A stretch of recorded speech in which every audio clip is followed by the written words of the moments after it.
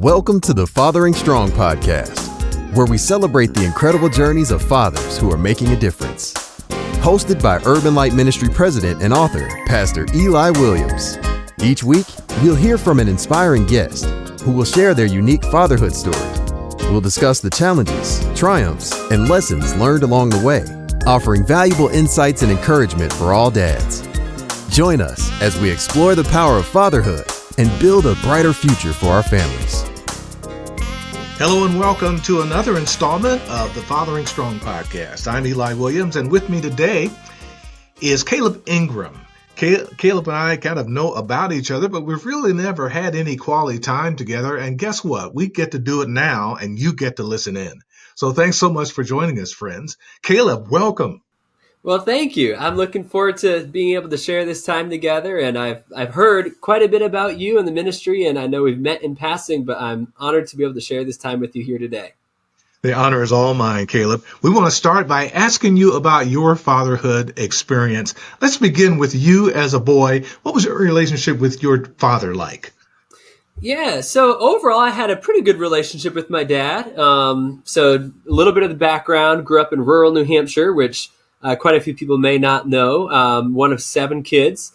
So we always had a lot of things going in the home. I'd say looking back, one thing I've realized is my dad, so he loves to work. He's a go-getter, gets things done. So the good sides of that were we were provided for. He's a hard worker. He's always willing to help people.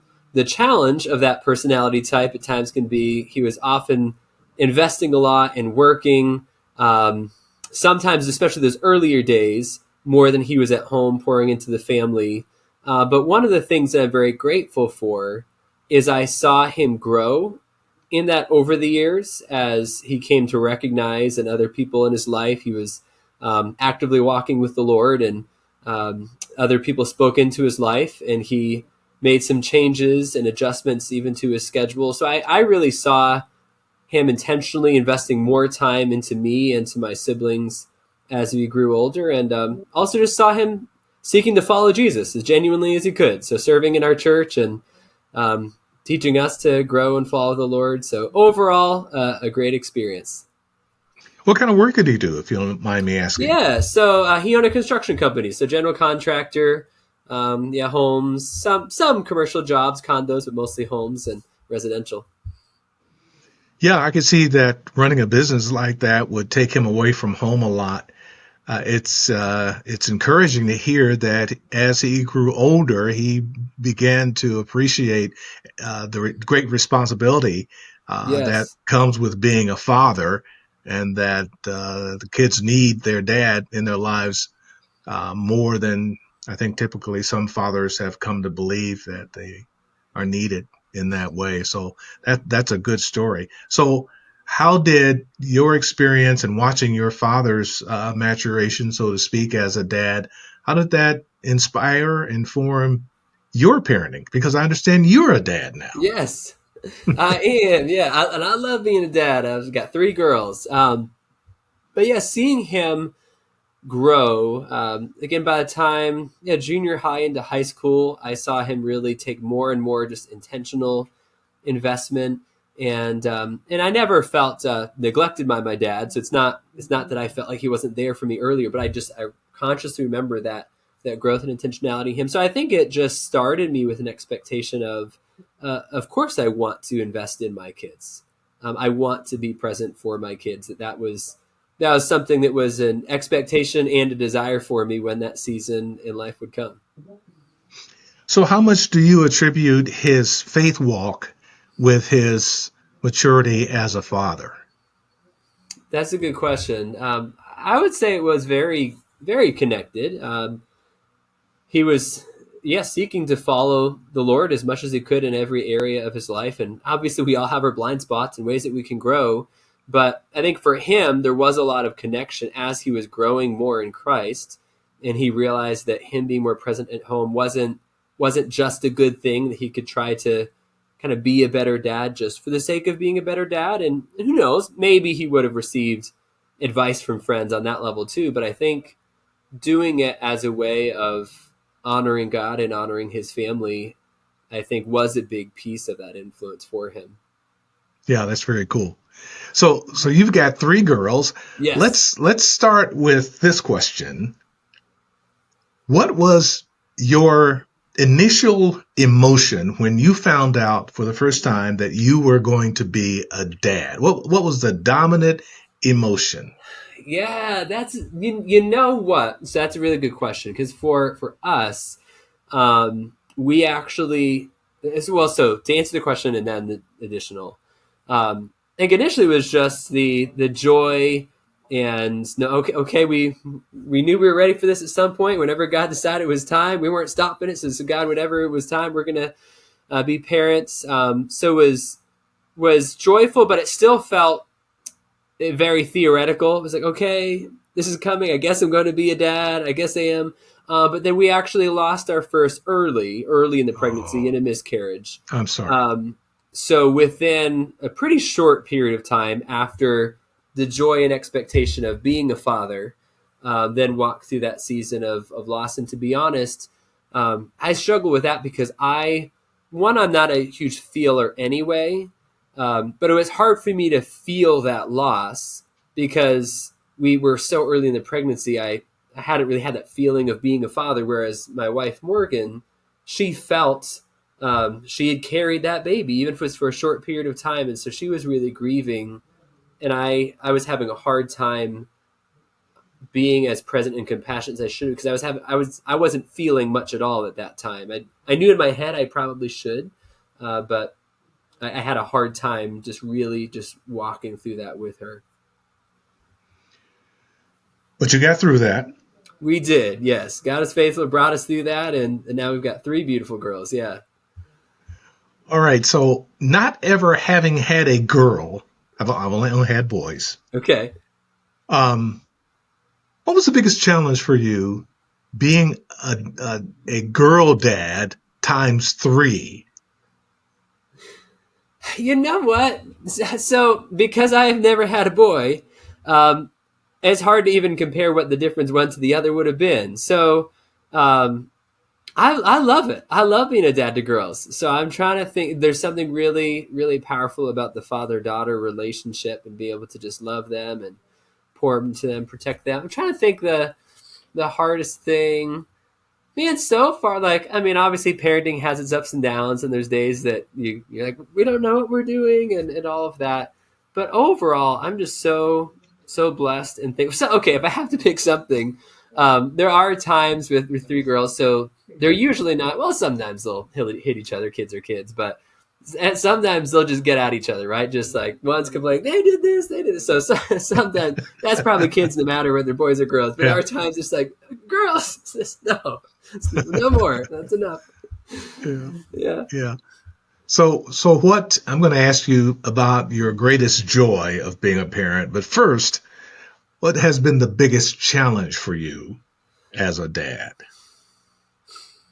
Yeah. Okay. The biggest challenge.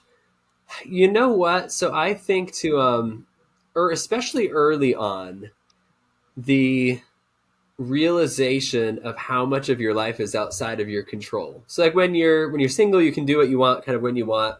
When you first get married, as long as the two of you agree, hey, we're going to do this, you can go head out the door in 5 minutes and be where you want to be, or pretty quickly. Maybe not always that long with hair and makeup, but you can go where you want to go. And then with our first daughter, even when she was just a young baby, I remember that feeling of as I would be holding her, and sometimes babies just cry, and you change the diaper and make sure the baby's fed, but just realizing how much of life I couldn't always make her stop crying. There wasn't something I could always do to solve the problem, Right. and I remember just feeling a combination of kind of helpless, and then honestly, and this is something I really had to just ask the Lord's forgiveness and ask for Him to help me grow. At times, I found myself feeling angry with our oldest daughter, who's a baby at the time, of like, why don't you just stop crying? And of course, I mean, she was an infant. There was no cognizant choice that she made to cry. That was just her responding. And so, yeah, God really had to help me grow and mature and just realize how much of life is outside of our control, and just to be faithful, to love and do what we can, and be flexible and patient when things are happening and parenting takes a different course. Well, good. I'm so glad you talked about that because unfortunately, many young fathers don't handle that well. The anger gets the best of them, Yeah. and they end up doing something, lashing out at the child, at the infant, that's harmful to them, Mm-hmm. and then they're in trouble. So you're taking the time to talk about that and explaining that you understood that this child is not crying because they just want to be crying, Right. Right. and Yeah. that it's okay for the baby to be crying, even though you can't figure out why. Right. It's okay. Yeah. There's no reason to be angry with the child or even angry at yourself because you can't stop the baby from Right. crying. Let Right. the baby cry. She's not going to die. She's only Right. crying, right? Yeah. Yeah, well, good. So your experience with your oldest prepared you for the next two. So Yes. hopefully it wasn't as big of a deal when you had those moments. You're right. It's very true. I didn't have those same feelings with either brother because I'd already worked through that and been able to process through that, and just knew that was part of the process. So Yeah. we So got how out and we old are your grew. children now? So now they are 11, 9, and almost 7.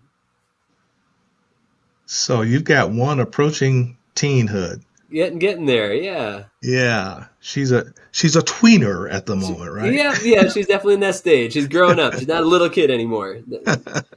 How Yeah. do they get along? Most it depends on the day. Yeah. Some days pretty well. Um, so yeah, our youngest two at times, there's a little bit bigger age gap there, almost 2.5 years compared to about 2 years to the first two. And so, kind of what would happen sometimes, the oldest two would pair when they were younger. The oldest two kind of pair up, and our youngest daughter, especially when she was younger, 3, 4, she was kind of the younger sibling that was always messing things up. Right? If they made something, they'd done something, it was like, no, Yeah. don't break that, don't do this. So there was a season that we really had to work with our middle daughter, and some days we're still in that season of just helping her be patient because she would be so frustrated and impatient. And then she'd be like, Ava, stop doing this. And then our youngest would feel very rejected by that. She wasn't trying to cause a problem. And so then she would be frustrated. So there's definitely times that we have to work through things like that. Each have different personalities. But I would say we're encouraged that we see them growing in that. They're, especially as the sun's been out, they've gotten outside, and we've seen them being more mature and just playing and being creative together. And as long as they're not too tired or too hungry, they usually last for a while before something falls apart. Got it. So your wife now, let's bring her into the Mm-hmm. picture here. Does she work? Is she a career person? Or, I mean, not to say that being a mom isn't working and being a career, Right, right. but does she work outside the home? She doesn't work outside the home. She works from home, though. She does have a job that Okay. for actually our girls dance ballet, and she works for the ballet studio. Does great work there. So that's part time, and then also she serves and volunteers and hosts a lot of community events and homeschool field trips and things like that. So she definitely serves in a number of capacities, but her primary time is invested in homeschooling our girls. You're homeschooling. Okay. Excellent. I was going to get there eventually. I'm glad you cut to the chase on that. So, as both of you being working parents, how are you managing the parenting time when it comes to who's going to stay home, who's Mm-hmm. going to do what? How are you managing the responsibilities of parenthood between you, seeing that you both are working? Yeah, so for us, how that works out, so it's pretty part time in her role. Depending on the week, it might be between 5 to 10 hours that she usually is able to work, and at times, sometimes in the evenings after we've gotten the kids to bed, or if I'm helping get the kids to bed, she'll be able to get some work done or in the afternoon. So the way we've balanced that schedule is that usually Monday through Friday, or with ministry stuff, sometimes with evening events, I'm usually at work. So I'm usually out of the house at work, either at the office or at meetings most of the week. And she's usually at home with the girls, homeschooling, and then those few hours a week that she's finding those little times in pockets, she's able to get that done. We one thing we've tried that when I've been diligent with it has helped her, just encouraged her and refreshed her, is on Fridays sometimes we'll try for me to take either a half day or something so she can actually have either some time off or at very least some quiet time to get work done and not try to juggle being productive while also balancing 5 other things at the same time. So yeah, I'd say right now we're in a pretty good rhythm, but the tendency is so my grandpa love him, but was a full out workaholic. My dad was growing in that, and I realized I can have the same, right? I'm a go-getter when I get stuff done, especially with ministry. There's always a good reason to be one more place or do one more thing. So I've had to work on that balance and honor those boundaries with family. That's excellent. You are fathering strong, and a really good example for some of the dads who are watching this podcast.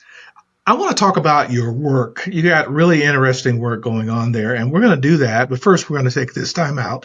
My guest today is Caleb Ingram. We're delighted to have him on this installment of the Fathering Strong podcast. Stay with us. Looking to be the best dad you can be? The Fathering Strong podcast is your guide. Hosted by Pastor Eli Williams. Each episode features inspiring conversations with dads who are making a difference. Learn valuable strategies for building strong families. Tackle tough fatherhood issues, and get motivated to be your best self. Never miss an episode. Subscribe to the Fathering Strong podcast on YouTube, Spotify, or Apple Podcasts. Your subscription helps us provide free services and resources to families in need. Don't wait. Subscribe to the Fathering Strong podcast today and join our community of dads committed to building strong families. Together, let's make a difference.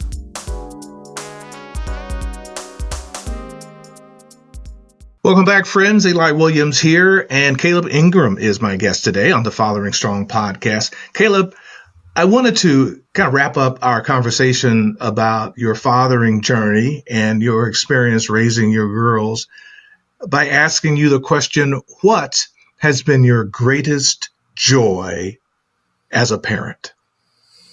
Oh, that's a hard one because I love being a dad so much, and I love my girls so much. What has been the greatest? So I would say just seeing your kids grow and just especially when they're younger, just have fun and enjoy life is such a huge blessing when you see your kids just having fun. And but yeah, I'd say on a deeper level, as you see them really grow into the young ladies that God desires for them to be, and just make so for our youngest right now, seeing her at times choose, instead of a response of anger and frustration, just grow in maturity and to choose kindness and love instead of like seeing those decisions is always encouraging. And I would say right now, one of the things we're praying about a lot is for their spiritual growth. And so for some of our kids, we've seen a specific decision of faith for a walk with Christ and surrendering to Him.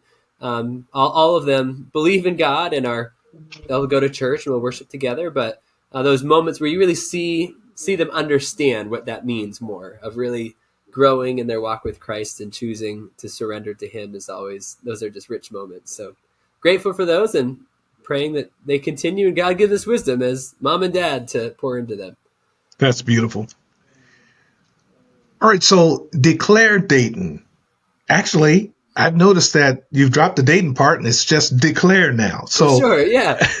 So tell us about your work. How did it begin, and what is the mission? Yeah, so it grew out of me being on staff as a music worship director at a church up in Troy, so north of Dayton a little bit there, and loved serving the local church. I was there for 6 years, some part-time, some full-time. But during that time, I built relationships with other music directors around the area, and just for friendship, for encouragement. And along the way, we were probably maybe a couple of years into building those relationships. We at some point, I probably asked the question. We kind of all looked at each other like, okay, could we do this? Could we worship together across our churches? So not just my church, not just your church, but could we actually come together and unite and worship Jesus together? And so that did happen for the first time for us doing that was in 2014. We held a worship service and we were praying about what to call it. One of the worship leaders recommended Psalm 96:3. It says, "Declare his glory among the nations." And we're like, hey, that sounds great. Let's do that here. Let's be faithful here and dream for what God wants to do among the nations. So Declare was the name. And in May of 2014, we had a community night of worship outdoors in Troy with about 5 or 6 churches participating. And it's just been a journey since then of continuing to ask the Lord how we can help churches worship and serve him together. So it has grown from there. And so it has been, 10 years, 11? Yes, that was 2014. So yeah, this would be 11. Yeah. Right. So what has been the biggest challenge in trying to bring churches together, these different faith communities, when they may not have in common the same denomination or the same culture, the same music styles, the same way of dressing and all of that comes with diversity. How have you been able to overcome all of that to bring people together? Yeah, I would say so. First, the biggest challenge and how we've seen some of that be overcome. And the two that come to my mind most readily are actually one, just how busy everyone is, but in particular pastors and church leaders. That I find I've encountered very few pastors that would just say like, no, we think church unity is unbiblical. Like I've rarely heard anything close to that. Every once in a while, but for the most part, it's pastors and people that are like, okay, yeah, I think that's a good thing, but we're also feeling really busy and overwhelmed here. So just the amount of time that we can invest or feel like we can invest is just limited. So I think just the challenge of pastors being pulled with so many pressures, right, within their own congregations, oftentimes feeling discouraged, and is our church growing and our church finances and hospital visits and people within their congregation, marriages that are struggling. Sometimes the pastor themselves is walking through a season of struggle and just doesn't have the bandwidth to add. So I'd say at a very practical level, that would be one thing. The other piece that probably over the time, one of the hardest seasons was just when the political and racial division was kind of, at least from my perspective, at a high. 2020, 2021, the death of George Floyd, the COVID, all of that combined and everything that came with it. So it's almost, looking back, it almost seems silly, except it was so real. One of the hardest things was figuring out how to have a meeting with pastors when this group of pastors would only show up if everybody was wearing a mask. And this group of pastors was like, no, we won't wear a mask anymore because, right? So you could so something that tangible was one of the hardest things for a short season of, okay, Lord, how do we work through this season? How do we honor each other? And then kind of extend that to some of the political ideologies around election and other things. So those really have been I'd say the most challenging, more than doctrinal. Like I know sometimes people think it would be doctrinal, but when it comes just actual challenge of getting people together, at least for me, it's been more the political divide of like, well, they do this or they voted for or they didn't vote for. As far as just pressing through those, I don't think there's been any one easy solution. Trying to be a consistent voice just of Jesus and his kingdom in a way that, as Jesus says in the book of John, my kingdom is not of this world, that transcends our political identities, honoring cultural identities, but also recognizing our shared unity as brothers and sisters in Christ, and just trying to consistently be there, just listen, just trying to listen well when people are walking through a season of frustration and pain. So yeah, there's not been any one thing that I'd say solve the challenges, but I have seen as bridges continue to be built and we continue to pursue that mission that God has given us to continue to invite pastors into fellowship and partnership and service with one another, that we have seen some fruit from that, and I'm grateful for what God has done. Yeah, well, congratulations on that. I've been watching kind of from a distance, and I've seen the impact of the work that you're doing. What fruit have you seen from it when it comes to churches actually working together to serve the community in some way? Have you seen any of that as of yet? Yeah, so we've seen a few different examples of what that can look like. So one I'll mention just because it just happened on a few days ago, actually. Each year, we have done the Living City Project citywide cleanup in neighborhoods all over Dayton. So that's one of those just tangible gloves on. Here's a way we can serve our city and our communities together. So this year, praise God, there were about 700 to 800 volunteers that engaged all across different neighborhoods. And there were many churches, many congregations were either the host locations for these neighborhood cleanups, or if they weren't the host location, people from those churches engaged and partnered and just participated in the cleanup, blessing and serving the city together. So that's one of the most just kind of tangible. We can count how much trash we picked up. We could count how many volunteers showed up. The pieces I find that are a little bit harder to measure are just the ongoing relational, so as pastors go in relationship, how that does connect to more service, either between those congregations or sometimes with nonprofits that are also in their community. There are some specific efforts that either we or partners of ours have done. So actually, the Miami Valley Leadership Foundation, we partner a lot with them. And some of the churches in their Hope For communities have done a Christmas store where a number of churches would work together to serve the city, something that one church would have a hard time doing on their own. We've done a couple different iterations of kind of a serve week idea up in Miami County. That's something we've done, of asking a number of nonprofits, what needs do you have?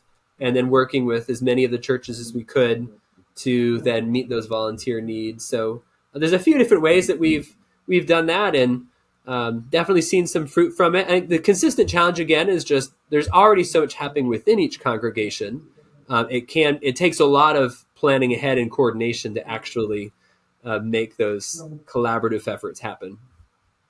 It's critical work in my view, and I'm encouraged that you are seeing progress and actually going beyond just fellowship to, and I shouldn't say just fellowship, but beyond fellowship to actually doing work in the community. Right.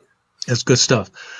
All right. So related to that, how are you funded? Do these churches that you're working with in turn help to provide the funding for you to do the work that you're doing?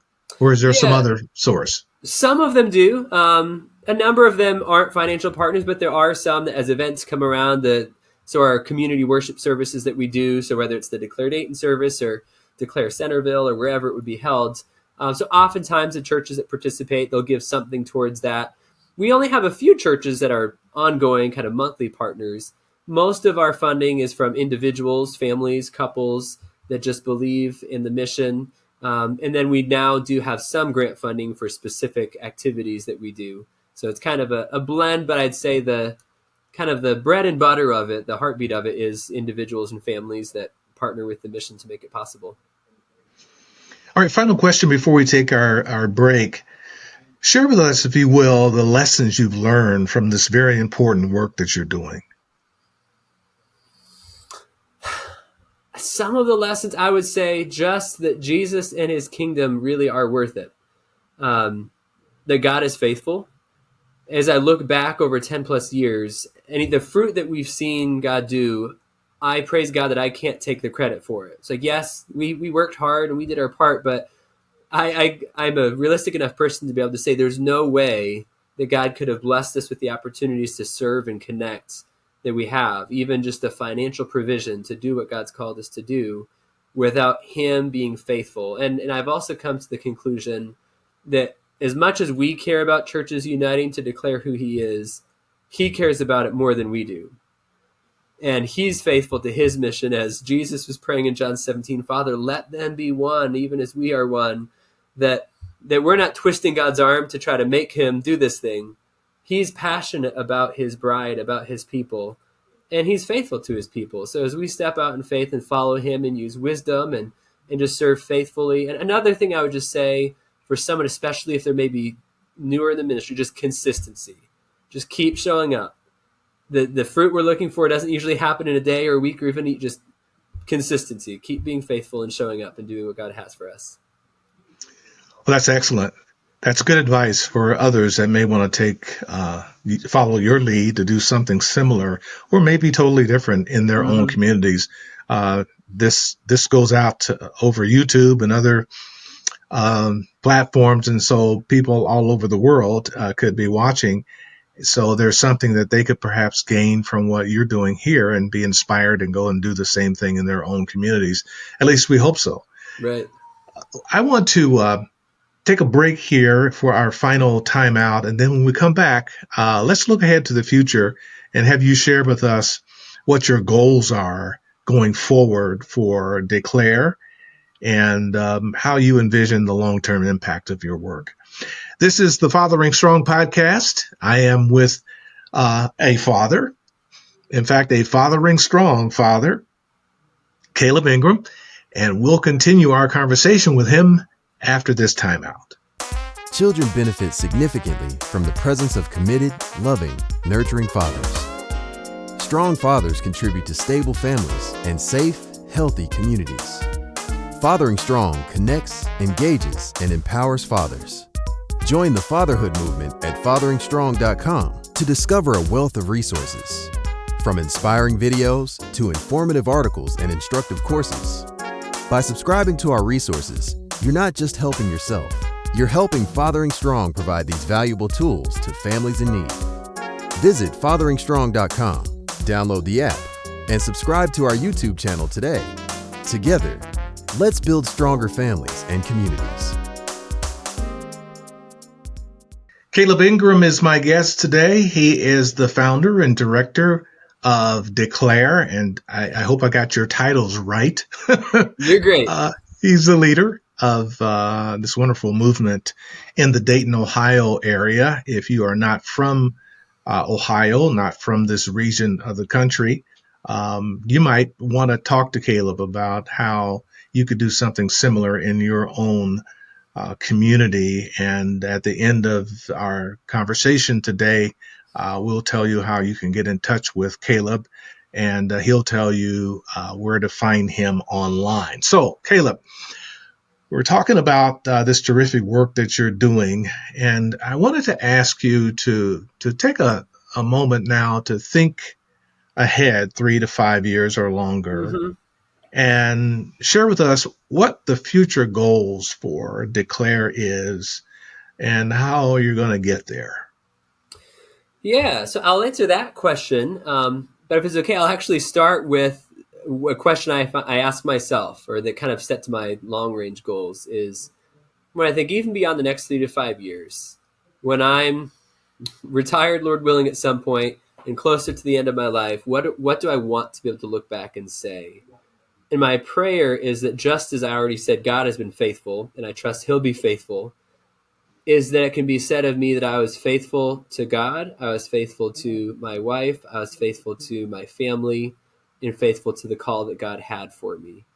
And so I really use that kind of as an anchor point, just even the longer range goal of, God, whatever it is with Declare, whatever it is with other things, I want one day at a time, help me walk faithful with you, honor you, my family, and your call here for the ministry. So within that, kind of in that framework, in some ways it even takes the pressure off me, whether it's my identity by, hey, if we grow this much in 3 to 5 years, but it's more of a, God, what do you have in the next 3 to 5 years?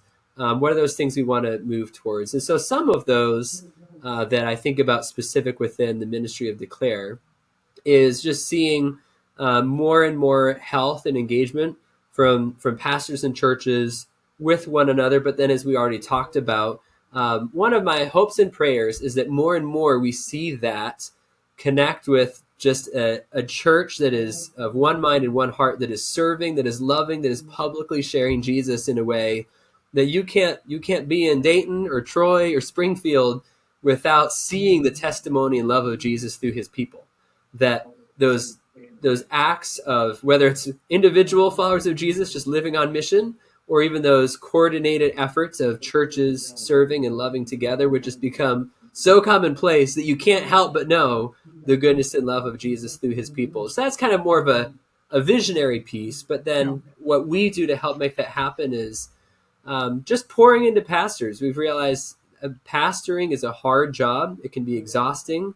And so some of my prayers would be that in the next 3 to 5 years, that there are no pastors that quit because they're so discouraged. They just can't go farther. There's no pastors that have to step down because of a moral failure. That any way that we can be pouring in and encouraging and providing that kind of, those places of vulnerability for pastors to share those struggles and just be encouraged by one another are all things that we're praying we see continue, in addition to what God's doing around Ohio and even beyond. God's blessed us to serve some networks and connect some folks there, but just seeking to be faithful one day at a time.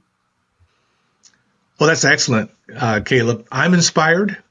We do some racial reconciliation work here. In fact, I've been at it for a long time. It looks different from what you're doing, but I am really inspired by what you are doing. And perhaps one of these days we'll get together and compare notes and see if there's a way that we can collaborate. That would be great. Yeah. Well, listen, thank you so much for joining us today. Before you go, would you please share with our audience how someone may get in touch with you if they've got more questions or they've been inspired and want to get involved in some way with you? Sure, absolutely. So if it's just in general about Declare, you can go to declare.org. There's a contact form which can get to me. But if you have a question to me, especially if it's about just being a dad and growing in that journey, my email is cingram@declare.org. So the letter C, last name Ingram @declare.org. And we'd be happy to encourage and grow with other dads on the journey. Thank you so much for being with us today, Caleb. I may be calling you again for another conversation as time goes on. I appreciate your being willing. Absolutely. Thank you so much for having me. And we definitely need to have you were gracious to listen to me, but I want to hear more about you and your journey. So that needs to be the next conversation. Well, excellent. All right. Well, listen, God bless you. And thank you, friends, for watching today. We do appreciate it. Don't forget about the Fathering Strong blog post. There is a new one that's released every single week. And if you've been missing them, no problem. You can just go to fatheringstrong.com and click on the blog post banner, and that'll bring up an archive of our different topics that we've been covering. And subscribe, and you'll be then notified each time we release a new blog post, Fathering Strong blog post. Have a great week, everyone, and we'll talk to you next time on the next edition of the Fathering Strong podcast. Thanks for joining us on another episode of the Fathering Strong podcast. We hope you found the conversation inspiring and helpful. To make sure you don't miss out on future episodes, subscribe to the Fathering Strong podcast on YouTube, Spotify, or Apple Podcasts. Just search for Fathering Strong in your favorite app. The Fathering Strong podcast is brought to you by Urban Light Ministries, a nonprofit organization with a 3-decade legacy dedicated to turning the hearts of fathers to their children. Thanks to your support, we're able to keep this podcast and many other resources free for dads everywhere. To learn more about Urban Light Ministries or to donate and help us continue this important work, visit urbanlight.org. The Fathering Strong podcast is a production of Urban Light Ministries. Eli Williams is your host, and Bruce Stapleton of the Momentum Group is the producer and engineer. Our theme music is provided by saxophonist Harold Rayford.